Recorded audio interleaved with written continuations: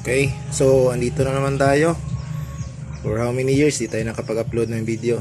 So ngayong araw na to, ang gagawin natin is maglilinis. Din sayang na rin kasi hindi na naalagaan itong AYKC or albino yellow king cobra. So matagal-tagal na rin to na gapi na nandito sa akin mga 2018. So parang 6 na taon na kung hindi nagkakamali. So water change tayo, pero iba yung pamaraan ko ng water change. Kailangan talaga palitan lahat ng tubig. Pero pag nag water change ako, so direkta ko na itong ilipat dito sa kabila. Pero kailangan tuwing mga hapon na para hindi masyadong magkaiba yung temperature ng tubig. Okay, so kunin na natin. Lahat ng ito is puro male. Yung mga babae is sa kabila. Natin sila dyan.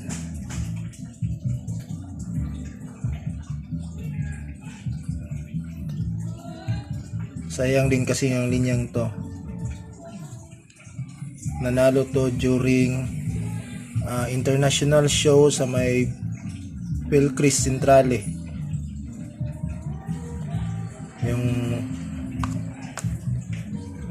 Yung linyang to. Sayang lang di na nakakasali ng mga shows kasi busy.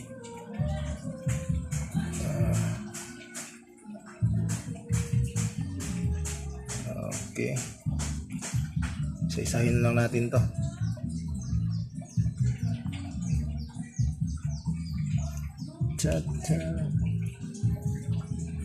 Then maganda din itong klase ng gapi kasi pag nalagyan to ng saktong ilaw, magsa-shine to.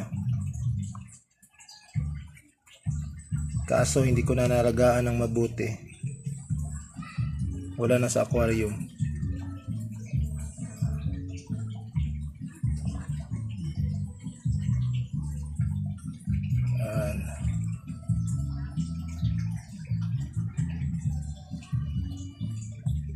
Okay, ang hirap hulihin. So yan, tapos na. Ayan na sila. Nalipat na. Then ito yung ginagamit ko na breeder.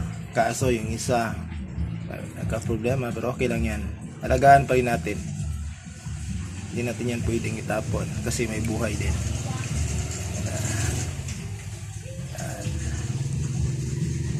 Yung ginagamit ko na breeder.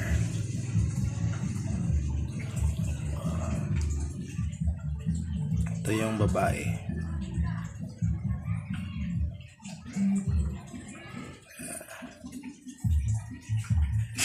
Okay, so ayan, simple water change lang natin.